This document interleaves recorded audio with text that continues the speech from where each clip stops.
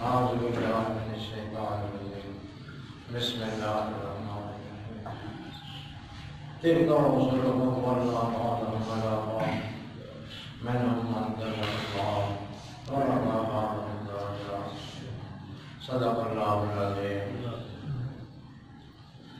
حضور صلی اللہ علیہ وسلم دنیا میں تشریف لائے اور سید المرسلین امام المرسلین امام الانبیاء بن کر تشریف لائے۔ حضور صلی اللہ علیہ وسلم کے بارے میں قرآن کریم نے آپ کے بہت فضائل بیان کیے، بہت عظمتیں بیان کی، اور یہ دوسرے سپارے کے آخر میں اللہ پاک نے مختلف انبیاء کا ذکر کیا،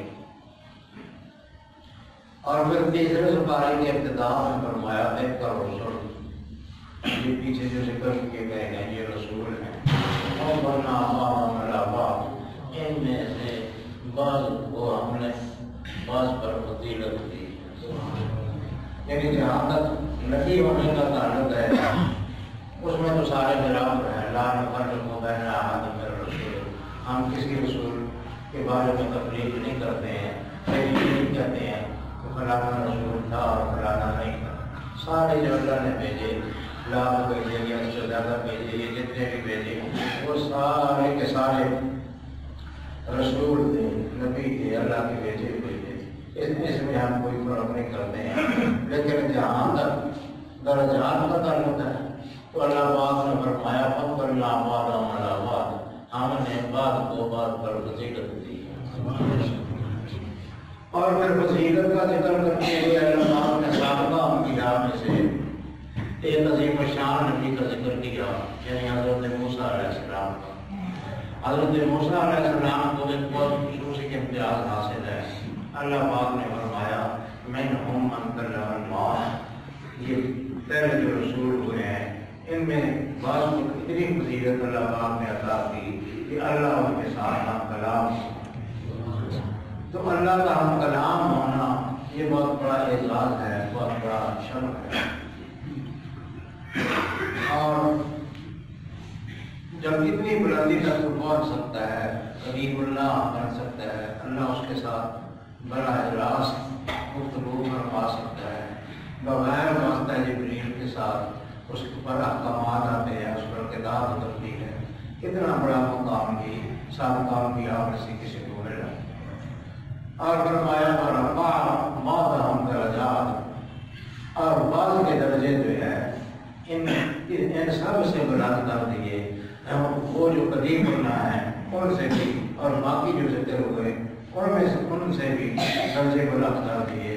مفسرین نے لکھا کہ رفع بعضهم، یعنی ان بعض ایسے ہیں جن کے درجے بہت بلند کر دیے، اب ان سے مراد آقا کونین مصطفیٰ صلی اللہ علیہ وسلم، یعنی ان کے درجے جو ہیں وہ بہت زیادہ بلند کر دیے۔ ان سب میں جو پہلے مذکور ہوئے ان میں سے بعض کے درجے بلند کر دیے۔ عربی گرامر اور قانون کے مطابق ابہام یعنی کسی چیز کا واضح نہ کرنا، یہ بھی اس کی عظمت کو ظاہر کرتا ہے، یعنی اللہ پاک اگر فرماتا ورفع بعضهم درجات کی بجائے اللہ پاک فرماتا ورفع محمد درجات، محمد صلی اللہ علیہ وسلم کے درجے بلند کر دیے، تو یہ واضح تو ہوتا، لیکن عربی گرامر کے اعتبار سے بعض ہم میں جو عظمت ہے وہ نام لینے سے نہیں پیدا ہوتی ہے، اس کا مطلب یہ ہے کہ ورفع بعضهم درجات، یعنی بعض ایسے ہیں جن کے درجے ان سب سے بلند ہیں، تو یہ لوگوں کے ذہن میں یہ بات بیٹھی ہوئی ہے، یہ ساری دنیا کو پتہ ہے کہ جب کوئی ایسی شخصیت بھی ہے جس کے درجے سب سے بلند ہیں اور اس کا نام نہ بھی لیا جائے تب بھی ذہن اسی کی طرف جاتا ہے، اور وہ آقا ہے۔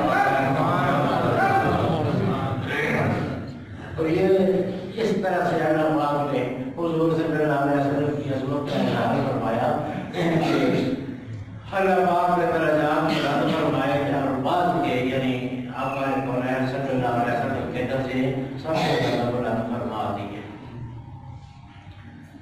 حدیث میں آتا ہے साहबा कराम जब बैठते थे तो अच्छी बातें करते थे, अच्छे लोगों की बातें करते थे। हमारी तरह नहीं कि कोई सियासत में जाया कर दी, कोई क्रिकेट में जाया कर दी, कोई खेल में जाया कर दी, कोई हुजूर एक दूसरे की जीविका में जाया कर दी। ये उनका वतीरा या तरीका नहीं था। वो बैठते थे तो कोई अच्छी बातें करते थे, अच्छे लोगों का जिक्र करते थे।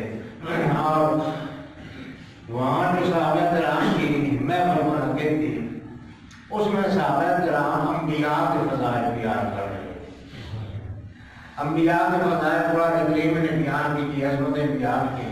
तो वो कह रहे थे, एक दूसरे को बता रहे थे कि देखो जी, आदम अलैहिस्सलाम को अल्लाह पाक ने कितना बड़ा मर्तबा अता किया, सारे मलाइका को उनके आगे सजदा कराया और सारे अज़वाज को सिखा और क्या क्या अज़मतें उनको अता फरमाई अल्लाह पाक ने। बड़ी शान है हज़रत आदम अलैहिस्सलाम की, अबुल बशर है, हमारे अब्बा जान है। तो उनकी अज़मत एक सहाबी ने बयान की, दूसरे के सहाबी ने कहा कि हाँ ऐसे ही है, वाकई अल्लाह पाक ने बड़ा मकाम अदा किया। लेकिन हज़रत मूसा अलैहिस्सलाम को अल्लाह पाक ने कितना बड़ा मकाम अदा किया था। अल्लाह पाक ने उससे बड़ा रास्त मुखातब होता था, बड़ा रास्त पर किताब नाज़िल की थी। उनको इतने बड़े दुश्मन फ़िरऔन पर बर्बाद आ दिया और उनकी अज़मतें बयान की एक सहाबी। वैसे दोस्तों ये मालूम हुआ कि कोई महफिल मुनक्किद करना और उसमें बैठकर अंबिया का जिक्र करना और अंबिया की अज़मतों को ज़ाहिर करना और इसके लिए बाकायदा मजलिस का इनेकाद करना, ये सहाबा किराम की सुन्नत चली आ रही है। वो बैठते थे तो अंबिया किराम की अज़मतें बयान करते थे। तो एक ने कहा कि वाकई मूसा अलैहिस्सलाम को बहुत बड़ा मकाम अल्लाह पाक ने अता किया। दूसरे ने कहा कि हाँ, मूसा अलैहिस्सलाम के खिलाफ मकाम में पेशा करें, लेकिन इब्राहीम अलैहिस्सलाम को अल्लाह पाक ने जो मकाम अता किया, उनको अल्लाह ने अपना खलील बनाया। इब्राहीम अल्लाह ने अपना दोस्त बना दिया। बहुत बड़ा मकाम हज़रत इब्राहीम को अल्लाह पाक ने अता।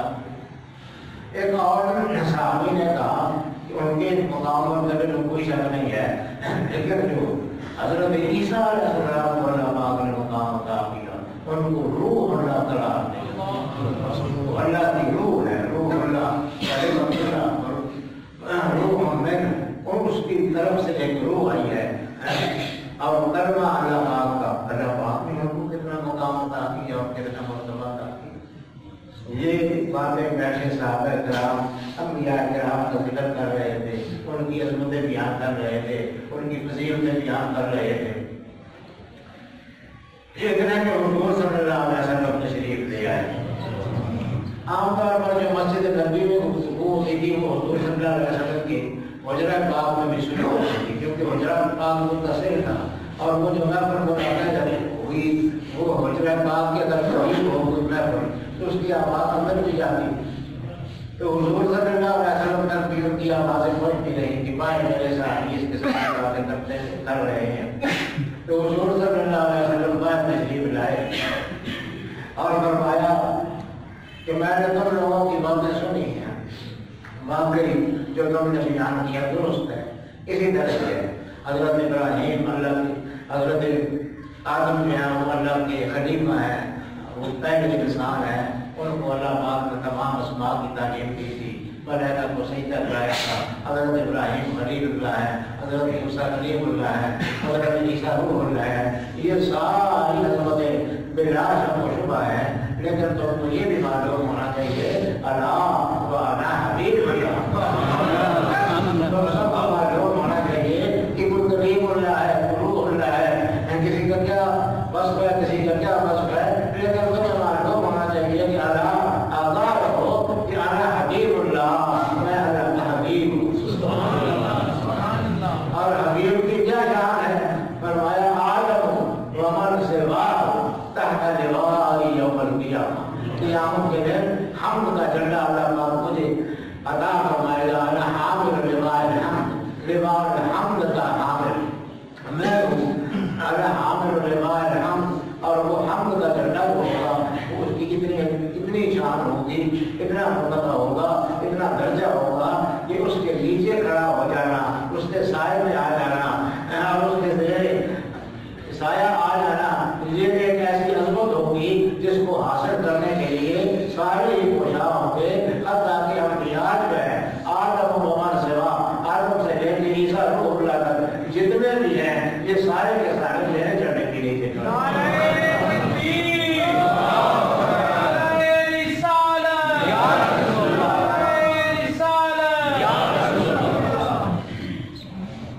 तो यही बात मुख्तलिफ शवालात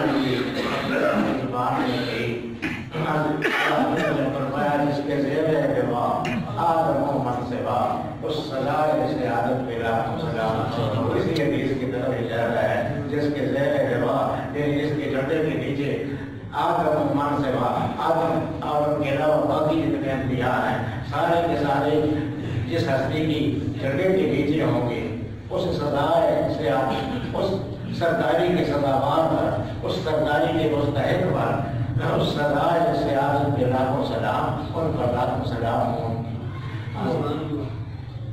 तो दरअसल बात यह है कि ये सारे अंबिया जो है बुनियादी तौर पर ये खुद बड़े मुस्तफा के सारे ये देखो जो कुछ अदा हुआ वो उसी तरह से अदा हुआ। ला फरक जिसको जो मिला उनसे बढ़ती है कामयाब ला फरक ने फरमाया ला फरक की कसम, जिसको जो मिला कायनात में, जिसको जो इकबाल भी मिला उनसे मिला, उनके दरबार से मिला, उनके सदके मिला। बढ़ती है कामयाब में, दोनों जहानों में हुजूर सल्लल्लाहु अलैहि वसल्लम की नेमत बढ़ रही है, आपकी इनायात हो रही हैं और सारे उसके फैज़ियात हैं। सारे वसीला मुद्दा फरमाते हैं वकुल्लुहुम मिन रसूलिल्लाह मुल्तमिस गुरफम मिनल फहम और रशफम मिनद दियमी। ये सारे के सारे अंबिया और रसूल हुजूर सल्लल्लाहु अलैहि वसल्लम के दरबार में खड़े हैं और रसूलुल्लाह से तलब कर रहे हैं, अर्ज़ कर रहे हैं या रसूलुल्लाह गुरफम मिनल फहम, अपने दरियाए करम से एक चुल्लू दे दीजिए और रशफम मिनद दियमी, या अपने बारान रहमत से एक छिलका हम पर गिरा दीजिए। बरसन हारे रंग झम झम झम जो तो ये फजीलत है। सारे आपके मुहताज हैं, वो खलीलुल्लाह है, खलीलुल्लाह को हाजत रसूलुल्लाह की क़यामत के दिन सारे ही हुजूर सल्लल्लाहु अलैहि वसल्लम की तरफ देख रहे होंगे, हुजूर सल्लल्लाहु अलैहि वसल्लम की शफ़ाअत के मुतमन्नी होंगे।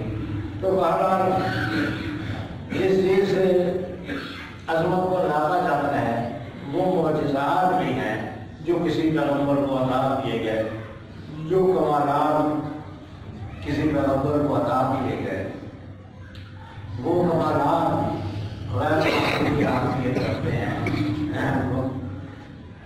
वकुल्लु आयन अतर रसूलुल किराम बिहा व इन्नमा तसलत मिन नूरिही।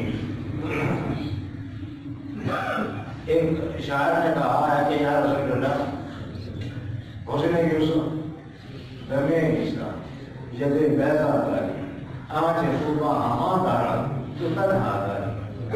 या रसूलल्लाह यूसुफ अलैहिस्सलाम का हुस्न हो या ईसा अलैहिस्सलाम की वो भूख हो जिससे मुर्दे जिंदा हो जाते थे, बीमार ठीक हो जाते थे, दमे ईसा यदे बैजा करी और मूसा अलैहिस्सलाम का यदे बैजा हो आज सुबह हमारा। जो सारे ऐसे लोग जिन कमालात के हामिल थे, उनमें से कोई एक कमाल मिला सारे अंबिया को, आज खूबा हमारा सारे ऐसे खूब मिलकर जो कमाल रखते हैं तो तन्हा करी या रसूलल्लाह, और सारे के सारे सिर्फ आपके अंदर पाए जाते हैं। और साहिब कसीदा बंदा कहते हैं वकुल्लु आयत अतर रसूलुल किराम बिहा फ इन्नमा तसलत मिन नूरिही। वकुल्लु आयत जितनी आयतें भी आई हैं, जितनी भी निशानियां लेकर आए हैं अंबिया किराम अतर रसूलुल किराम बिहा, जिन आयात को लेकर रसूल किराम आए जो मुझसे लेकर आए, तो दर हकीकत वो मुझसे उनको मिले कहाँ से?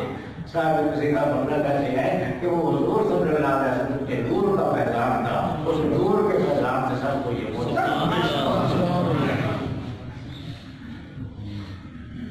تو اس لیے حضور صلی اللہ علیہ وسلم کی فضیلت بہت غیر معمولی ہے۔ تاہم کچھ انبیاء ایسے ہیں جن کے بہت فضائل اللہ پاک نے ذکر کیے، مثلا حضرت آدم علیہ السلام، حضرت موسیٰ علیہ السلام، حضرت ابراہیم خلیل اللہ، حضرت عیسیٰ روح اللہ اور حضرت سلیمان کی بادشاہی، یہ بہت عظیم کمالات ہیں۔ تو ہم نے چند انبیاء کے بارے میں آپ کو بتائیں گے۔ آج حضرت عیسیٰ کے بارے میں بات کرتے ہیں، پھر حضرت موسیٰ کے بارے میں کریں گے، پھر باقی انبیاء کے بارے میں کریں گے۔ تو جو کمال ان انبیاء کو عطا ہوئے وہ حضور صلی اللہ علیہ وسلم کو بھی عطا ہوئے، بلکہ اس سے بڑھ کر عطا ہوئے۔ تو حضرت عیسیٰ علیہ السلام کا کیا کمال تھا؟ وہ کہتے ہیں ان کی عمر الاقوا والابرص، میں اقوا یعنی مادرزاد بن رہا ہوں، اس کا آج تک علاج تیار نہیں ہوا، کوئی علاج، کوئی ڈاکٹری اس کا دریافت علاج نہیں دریافت کر سکتی ہے۔ پیدائشی ہے، اس کی پیچھے روشنی ہی نہیں ہے، وہ نور ہی نہیں ہے جس کی وجہ سے نظر آئے۔ ایک تو ہے نور ہو اور بند ہو جائے، لیکن کوئی ایسے ہوتے ہیں جو پیدائشی طور پر وہ نور لے کر آتی ہی نہیں، تو جب نور ہی نہیں ہے تو کیسے نظر آئے گا؟ حضرت عیسیٰ کہتے ہیں میں اس کو ٹھیک کر دیتا ہوں، لاؤ مادرزاد والا لاؤ میرے سامنے رکھو، میں اس کے آنکھوں پر ہاتھ میروں کا ٹھیک ہو جائے۔ نابینا پیدائشی نابینا ان کے پاس لائے جاتے تھے، وہ ان کی آنکھوں پر ہاتھ پھیرتے تھے، وہ جس آنکھ میں سرے سے نور ہی نظر آ رہا نہیں رکھتا، اسی آنکھ پہ اللہ رب العالمین نور ڈالتے تھے، آنکھیں روشن ہو جاتی ہیں۔ اور اب برس کا مریض، برس کا بھی آج تک کوئی معقول علاج دریافت نہیں ہوا ہے۔ برس کا مریض جو ہوتا ہے وہ ہو جائے بیماری رہتا ہے، وہ برس یعنی سفید داغ ہو جائے جلد پر، چہرے پر، جلد کے کسی سے بات یہ برس کہلاتا ہے، اس کا بھی آج تک کوئی علاج نہیں۔ اور بالکل ہی جس کا علاج نہیں ہے ابھی تک وہ ہے ایک آدمی مر جاتا ہے، مر گیا تو بس زندگی ختم ہو گئی۔ ڈاکٹروں کے بورڈ پاس بیٹھے رہتے ہیں، بڑے بڑے بادشاہ اور بڑے بڑے حکمرانوں کے پاس اعلیٰ درجے کے ڈاکٹر دنیا بھر کے اس بورڈ بیٹھے رہتے ہیں اور چیک کر رہے ہوتے ہیں، بس اس کے دیکھتے دیکھتے آدمی جب مرتا ہے تو مر جاتا ہے۔ کوئی ایسا قانون اب تک دریافت نہیں ہوا ہے جس کی وجہ سے اس کی موت کو روکا جا سکے۔ تو یہ سارے ناممکن کام جو ہیں حضرت عیسیٰ علیہ السلام تک، اصل میں اس زمانے میں طب بہت عروج پر پہنچ گئی تھی، ڈاکٹری میڈیکل سائنس بہت عروج پر تھی، انہوں نے ہر مرض کا علاج دریافت کر لیا تھا، لیکن جب ایک مرض اس کا علاج تھے، دو بیماریاں اور ایک مر جانا، اس وقت کا علاج تھا، اس وقت بھی علاج ہے، کوئی اس کا علاج کا جب تینوں چیزوں کا دریافت نہیں ہوا۔ حضرت عیسیٰ ان کا علاج لے کر آئے، علاج کیا تھا؟ ان کا دم تھا، اور وہ اپنے جو ان کو اللہ پاک نے جو موت سے عطا کیے ان کو ڈھونڈ کر ایسے اعلان کرتے ہیں کہ میں یہ کرتا ہوں، میں مادرزاد کو ٹھیک کرتا ہوں، میں مادرزاد میں برس کے مریض کو ٹھیک کرتا ہوں، اور میں مردے کو زندہ کرتا ہوں، اللہ کے حکم سے کرتا، اللہ کے حکم سے ہوں لیکن کرتا میں ہوں۔ یہ نہیں کر پایا کہ میں دعا کرتا ہوں اللہ اس مردے کو زندہ کر دیتا ہے، میں اللہ سے طلب کرتا ہوں اور اللہ اس مادرزادہ کی بیجائی باہر کر دیتا ہے، یہ نہیں کر پایا۔ فرمایا کہ انی ابرئ الرحمٰن، میں مادرزادہ کو ٹھیک کرتا ہوں، میں برس کے مریض کو ٹھیک کرتا ہوں، اور میں ان مردوں کو بھی زندہ کر دیتا ہوں باذن اللہ، اللہ کے حکم سے کرتا ہوں۔ یہ ساری طاقتیں مجھے اللہ نے دی ہیں، میرے پاس ذاتی طاقت کچھ نہیں ہے، جو کہ مجھے اللہ کا ہے، لیکن اللہ کے دینے کے بعد یہ سارے کام میں کرتا ہوں۔ اس لیے دوستوں یہ جب رکتا ذہن میں آیا حضرت معصوم کی بات یاد آ گئی. حضرت معصوم ایک دفعہ حضرت خضر اور حضرت موسیٰ علیہ السلام کا واقعہ بیان فرمایا. میں ان سے پڑھ رہا تھا. وہ عجیب و غریب نکات ان لوگ ذہن میں آتے تھے جو کسی تفسیر وغیرہ میں نہیں ہوتے تھے. اس واقعے کے ساتھ اور بھی بہت سی باتیں انہوں نے بیان فرمائی ہیں، لیکن ان میں سے ایک یہ بھی ہے. انہوں نے فرمایا کہ 3 کام کیے تھے حضرت خضر علیہ السلام نے. ایک کشتی توڑ دی، دوسرا ایک بچے کو مار ڈالا تھا، تیسرا ایک دیوار کو درست کر دیا تھا. واقعات مشہور ہیں، آپ سب کو معلوم ہے. 3 کام کیے تھے. بعد میں جب انہوں نے وجہ بیان کی تو کشتی کے بارے میں فرمایا کہ فَأَرَدْتُ أَنْ أَعِيبَهَا، میں نے ارادہ کیا کہ میں اس کو اعتراض کروں. وہاں یہ فرمایا کہ میں نے ارادہ کیا.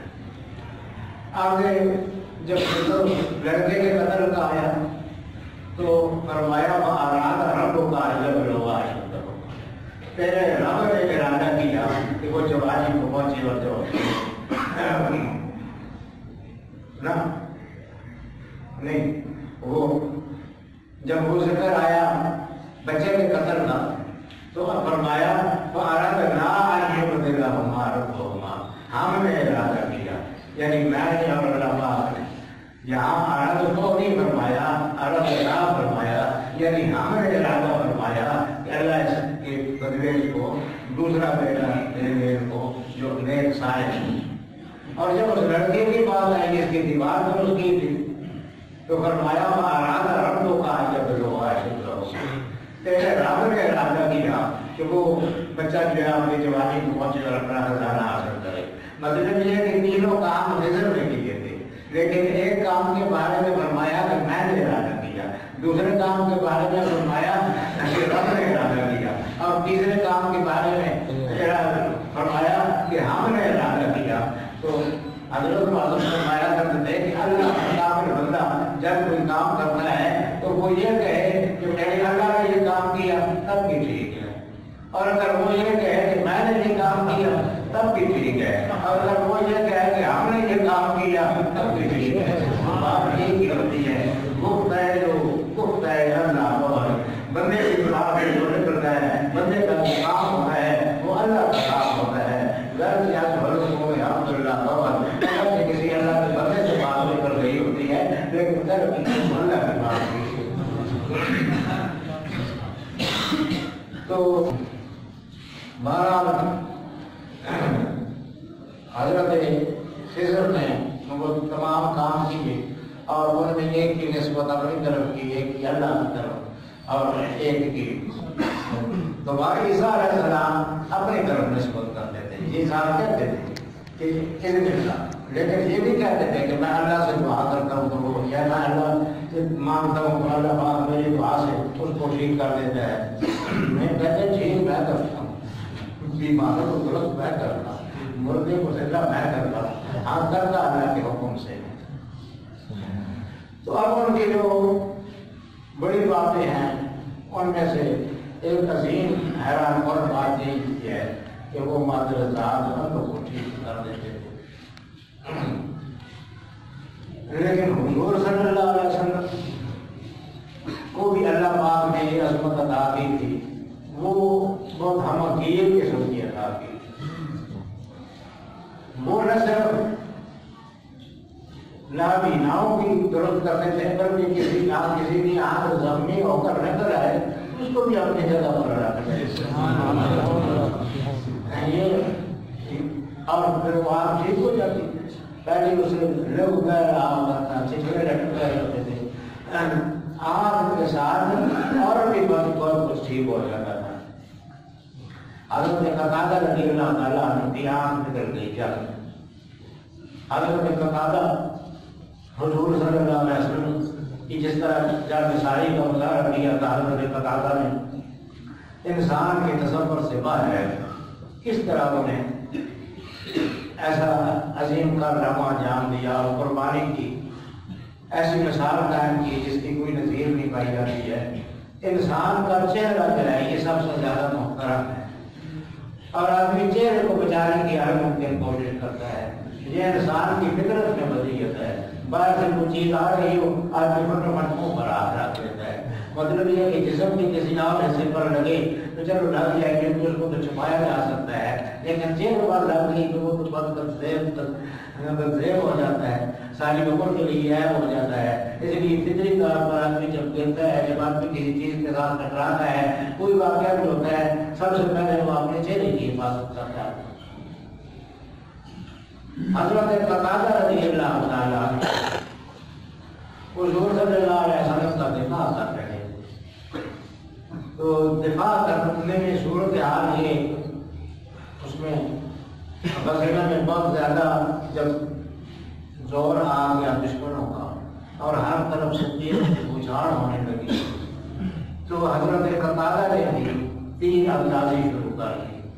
تیر لے کے دشمن کو مارنے شروع کر دی. اب تیر ایک ایسی شے ہے کہ اس کو چلانے کے لیے دونوں ہاتھوں کی ضرورت ہوتی ہے. تلوار پہلا تو آپ ایک ہاتھ سے چلا سکتے ہیں, لیکن تیر ایک ہاتھ سے نہیں چلتا ہے. ایک ہاتھ سے کمان پکڑنی پڑتی ہے, دوسرے ہاتھ سے چلا پھیلنا پڑتا ہے, دونوں ہاتھ مصروف ہو جاتے ہیں. حضرت قتادہ تیر چلا رہے تھے, دشمنوں پر تیر برسا رہے تھے, لیکن دشمنوں کی طرف سے جو تیر آ رہے تھے ان کو روکنے کا بس کوئی نہیں ہو رہا تھا. عام طور پر تو آگے ڈال رکھی جاتی تھی اس زمانے میں, یا کسی اور چیز سے اس کو روکا جاتا تھا. کوئی چیز نہیں تھی, رمضان کی جنگ تھی, لڑائی تھی, تو انہوں نے یہ کیا کہ ہاتھ کے ساتھ تو تیر چلا رہے تھے, اور جو تیر حضور صلی اللہ علیہ وسلم کی طرف آ کر نظر آتا تھا اس کے آگے اپنا چہرہ رکھ دیا. وہ تیر آ کر چہرے پر لگتے رہے, چہرہ ادھرتا رہا, چہرہ بالکل ادھر گیا, زخم ہو گیا. ایک تیر آ کر آنکھ میں بھی لگا تو آنکھ جو ہے وہ ڈرم پر رخسار کرا لٹک گئی. پیچھے لگی ہوئی تھی, باقی لٹک رہی. انہوں نے اس کو ہاتھ سے تھا. حضور صلی اللہ علیہ وسلم کی خدمت میں آ گئے. حضور صلی اللہ علیہ وسلم نے ان کے چہرے کو دیکھا اور ان کی آنکھ تو ذریعہ کرم جوش میں آیا, ان کی آنکھ کو اپنے دست مبارک سے پکڑا اور اس کو اپنی جگہ پر نصب کر دیا. اس کے بعد دست پر دعا ہو گیا اللہ رب العالمین کے ساتھ. اور کیا خوبصورت دعا فرمایا, اللہم وجہ بتا کما مقام وجہ نبی. باری تعالیٰ یہ قتادہ جو اس قدر زخمی ہوا ہے, اس کے چہرے پر یہ حال ہوا ہے, یہ اپنی کسی ذاتی غرض کے لیے نہیں, یہ تیرے نبی اور تیرے رسول کے چہرے کو بچانے کے لیے کی ہے. تو باری تعالیٰ جس نے یہ قربانی دے اپنا چہرہ قربان کر کے نبی کے چہرے کو بچایا, رب العالمین تو اس کے چہرے کو بچا لے, تو اس کے چہرے کو ٹھیک کر.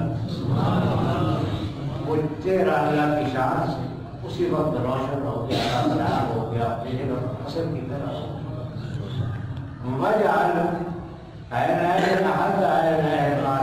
باری تعالیٰ اس کی جو آنکھیں ہیں, اس کی وجہ لہر ہو, اس کی جو آنکھ ہے, یہ زخمی آنکھ ہے جو میں نے لگائی ہے, اس کو دونوں آنکھوں میں نظر کے اعتبار سے زیادہ تیز کر دیا.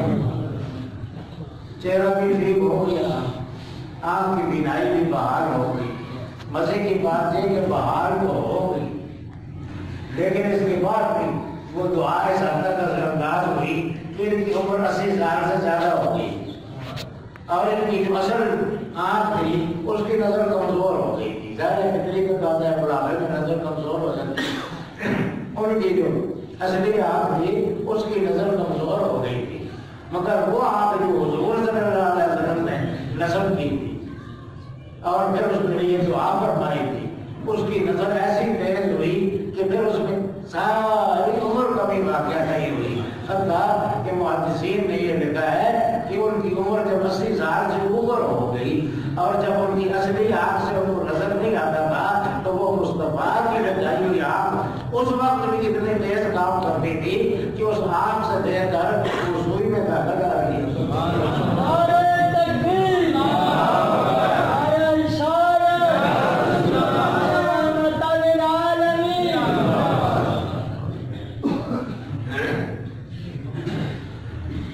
حضرت عمر بن عبدالعزیز کے پاس ایک شخص آیا. حضرت عمر بن عبدالعزیز بڑے علماء میں سے ہیں, بنو امیہ میں سے ہیں, لیکن بڑے علماء میں سے ایک ہے حتیٰ کہ ان کو ساری عمر کہا جاتا ہے. یعنی حضرت انصاف کے اعتبار سے جو نظام حضرت عمر فاروق نے قائم کیا تھا وہ بڑی خرابیوں کے بعد جب حضرت عمر بن عبدالعزیز کے پاس آیا تو انہوں نے پھر اس کو عمر فاروق کے انداز میں اس کو باہر کر دیا. اس لیے عمر ثانی بھی کہا جاتا ہے اور ان کو خلیفہ راشد بھی کہا جاتا ہے اپنے کمالات عدل و انصاف کی بنا. بڑی عظیم شخصیت ہوئے ہیں. تو ان کے پاس ایک آدمی آیا. اس وقت حضرت عمر بن عبدالعزیز کے کام میں مصروف تھے تو انہوں نے اس کو زیادہ دیر نہ کرائی. اب ان کاموں میں لگے رہے. اس نے ان کو کہا کہ حضور میں حاضر ہوا ہوں. فرمایا آپ کیوں آئے ہو؟ تو کیسے آئے ہو؟ کچھ متوجہ ہوئے اس کی طرف. اس نے چاند شہر بنائی. ہمارا بچے کے شہر ہے تو اس کو کر دی. اگر آپ کسی کو آتی ہو تو وہ اس سے صحیح تو بندوبست ہو سکتا ہے. لیکن وہ شخص حضرت قتادہ کی اولاد میں سے تھا. جو آدمی گیا تھا انہیں حضرت قتادہ کی اولاد میں سے تھا جن کی آنکھ حضور صلی اللہ علیہ وسلم نے سب فرمائی. تو اس نے شعر پڑھے انا من الذی سال علی الخد عینه فرد بکف تصطفى احسن الرد. میں اس کا بیٹا ہوں کہ اس کی آنکھ بہ کر رخسار پر آ گئی. اگر اس کی اولاد میں سے ہوں جس کی آنکھ بہ کر رخسار پر آ گئی تھی فرد بکف تصطفى پھر مصطفیٰ کے ہاتھ سے لوٹا دی گئی. احسن الرد بہت اچھے طریقے سے لوٹا. فعادت کما کانت من اول وقتها. مصطفیٰ کے لوٹانے کے ساتھ وہ آنکھ ایسی ہو گئی جیسے پہلی وقت کی تھی. اور آخری مصرع بہت خوبصورت ہے. فعادت کما کانت من اول وقتها فیا حسن ما ہے فیا حسن ما رکھتی. وہ لوٹ آئی اور پہلے جیسے اس کی بینائی بحال ہو گئی. فیا حسن ما ہے بس کیا خوبصورت تھی وہ آنکھ جس کو آقا نے لوٹایا. فیا حسن ما رکھتی اور کیا خوبصورت ٹیکسی کا لوٹایا. تو حضرت عمر بن عبدالعزیز بڑا پڑھے اور پورے میں اس کی طرف متوجہ ہو گئے. اور دوسرے لوگ جو وہاں موجود تھے انہوں نے کہا بے مثل آتا اور یا تبصر المتوسلون. میرے پاس آنے کے لیے اگر وسیلے کی ضرورت ہو تو اس قسم کے وسیلے پیش کیا کرو. میں ہر حالت میں تمہاری بات سننے کے لیے تیار ہوں. تو یہ تو حضور صلی اللہ. اچھا آنکھ کے بارے میں ایک اور بات حضرت ابو سفیان کی یاد رہی وہ بیان کرنا اور وقت نہیں ہے. حضرت ابو سفیان آپ جانتے ہیں کہ حضور صلی اللہ علیہ وسلم کے شدید مخالفین میں سے. فتح مکہ کا شدید مخالف ہے. فتح مکہ کے موقع پر یہ ایمان لائے تو حضور صلی اللہ علیہ وسلم نے ان کو اتنی عزت دی کہ فرمایا کہ دیکھو کل ہم مکہ میں داخل ہوں گے تو جو بھی ہمارے مقابلے میں آئے اس کو آپ بڑا اتار دیں گے. ہاں جو مسجد حرام میں چلا جائے من دخل المسجد فهو آمن ومن دخل الکعبہ فهو آمن. کعبے میں کوئی چلا جائے مسجد حرام میں چلا جائے اس کو ہماری طرف سے امن ہے. ومن دخل دار ابی سفیان فهو آمن. اور جو ابو سفیان کے گھر چلا جائے اس کو بھی امن. یہ دشمنوں پر یہ عنایت ہے حضور صلی اللہ علیہ وسلم. سلام اس پر کہ جس نے دشمنوں کو بھی گواہی دی. سلام اس پر کہ جس نے گالیاں سن کر دعائیں. تو حضرت ابو سفیان ساری عمر مخالفت کرتے ہیں لیکن جب اسلام لائی تو پھر اسلام کی یہ کیفیت ہے کہ وہ دل کی دنیا بدل دیتا ہے. پھر حضرت ابو سفیان کی بھی عجیب حالت ہوگی. اسی فتح مکہ سے چند دن بعد غزوہ طائف پیش آیا. غزوہ طائف میں ایک تیر آ کر حضرت ابو سفیان کی آنکھ میں لگا تو حضرت ابو سفیان کی آنکھ بھی باہر نکل. انہوں نے اسی طرح آنکھ لی اور حضور صلی اللہ علیہ وسلم کے ساتھ سامنے چلے گئے کیونکہ یہ بات مشہور تھی کہ حضور نے حضرت قتادہ کی آنکھ کو درست کر دیا تھا. وہ بھی آنکھ لے کر چلے گئے. لیکن یہاں حضور صلی اللہ علیہ وسلم نے ایک دوسری بات کی اور حضرت ابو سفیان نے بھی ایک اونچا مظاہرہ کیا. لیکن یہ عربی کا تھوڑا سا لوگ بہت مطلب آتا ہے اس بات سے.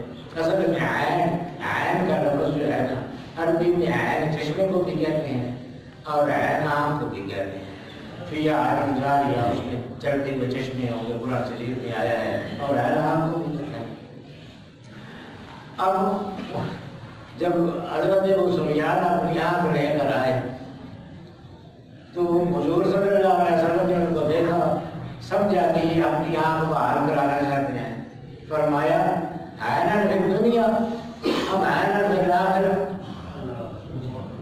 یہ آنکھ والی عین چاہیے, دنیا والی عین چاہیے, یعنی یہ آنکھ کی بحالی چاہیے یا اس کے آخرت میں جنت کا چشمہ چاہیے.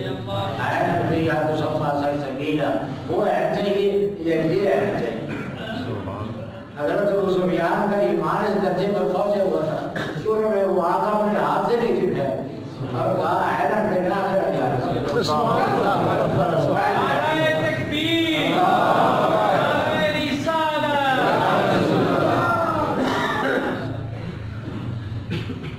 یہ تو اس طرح سے حضور صلی اللہ علیہ وسلم بے شمار واقعات ایسے ہیں جن میں حضور صلی اللہ علیہ وسلم کے غم کے صدقے لوگوں کی بینائیاں بحال ہوئیں. اور ایک نبیل کا بھی واقعہ ہے جس کی متعلق میں نے ایک شعر کہا ہے. شعر آپ کو سنا دیتا ہوں, بلکہ واقعی سنا دیتا ہوں. ایک میں مختصراً بیان کر دیتا ہوں. ایک نبینا حضور صلی اللہ علیہ وسلم کی بارگاہ میں حاضر کہا یا رسول اللہ میری آنکھیں نہیں ہیں. فرمایا اگر صبر کرو تو جنت میں سیدھا جنت میں جاؤ بغیر کسی حساب کتاب. کہا یا رسول اللہ وہ تو ٹھیک ہے لیکن میرے لیے مسئلہ یہ ہے کہ مجھے چلانے والا کوئی نہیں ہے, مجھے کوئی پکڑ کر ادھر ادھر لے جانے والا نہیں ہے. نبینا پکڑ کھاتا ہوں تو فرما دیجیے کو دعا فرما دیجیے. فرمایا اچھا یہ آنکھ اگر باہر کرنی ہے اور بینائی چاہیے اس کے لیے مجھے کرنے کی کوئی ضرورت نہیں ہے. اس کے لیے تو میرا وسیلہ پیش کر رہا میرا کام. تو اس طرح کر کہ جا اپنی جگہ جا کے دعا کر اور دعا بھی اس کو سکھائی حضور صلی اللہ علیہ وسلم. حضور صلی اللہ علیہ وسلم نے فرمایا کہ جا کے دعا کر, اپنی جگہ نماز پڑھ, دعا کر, دعا شروع کر اللہم انی اتوجہ الیک. باری تعالیٰ میں تیری طرف متوجہ ہوتا ہوں واسألک اور تیرے دربار میں سوالی بے نبی کا محمد, تیرے نبی محمد صلی اللہ علیہ وسلم کو وسیلہ پیش کرتا ہوں. نبی کی رحمت و شفاعت, وہ نبی جو رحمت والا نبی یا شفاعت والا. پھر تجھے باری تعالیٰ میں سوال کرتا ہوں فی حاجتی حاجی, اپنی اس حاجت میں, اس ضرورت میں جو یہ میری آنکھ کی بینائی کی بحالی, اس میں میں تیری طرف متوجہ تم سے سوال کرتا ہوں میرے نبی کے ذریعے سے دے تو بتا دی تاکہ میری یہ حاجت پوری ہو جائے. پھر فرمایا پھر مجھے خطاب کر. اللہ کو پکارنے کے بعد پھر مجھے پکار اور کہا کہ یا محمد انی اتوجہ بک الی ربی فی حاجتی ہذہ لتقضی. یا محمد یا حبیب اللہ یا رسول اللہ, میں آپ کے ذریعے متوجہ ہوتا ہوں اپنے رب کی طرف, اپنی ضرورت میں پوری ہو جائے. وہ اس وقت حضور صلی اللہ علیہ وسلم کے سامنے نہیں تھا, اپنی جگہ دعا کر رہا تھا. لیکن حضور صلی اللہ علیہ وسلم نے اس کو سکھایا نہیں کہ وہاں جا کر یا محمد کہنا. اس وقت محمد صلی اللہ علیہ معلوم ہوا کہ محمد صلی اللہ علیہ وسلم سامنے ہو یا نہ ہو، یا محمد کہنا یا رسول اللہ کہنا یا حبیب اللہ کہنا، یہ سب کچھ جائز ہے۔ تو پھر اس نبی نے یہ کہا کہ اللہ کو پکار، پھر مجھے پکار، پھر اللہ کو پکار۔ اللہم فشفع عاطیہ، باری تعالیٰ میں اس حبیب میرے کو وسیلہ بنا کر لایا ہوں، تو ان کی شفاعت میرے بارے میں نبیہ نے وہاں جا کے دعا کی، کسی طریقے سے چہرے پر ہاتھ پھیرا، نیلائی باہر اس کے بارے میں بتایا عیسیٰ علیہ السلام کو آنکھوں پہ ہاتھ پھیر کے یا آنکھوں پہ دم کر کے آنکھوں کو ٹھیک کرتے تھے۔ میرا مقام یہ ہے کہ مجھے ہاتھ پھیرنے یا دم لگانے کی یا دم کرنے کی ضرورت نہیں، کوئی میرے نام کا وسیلہ ہی پیش کر دے تو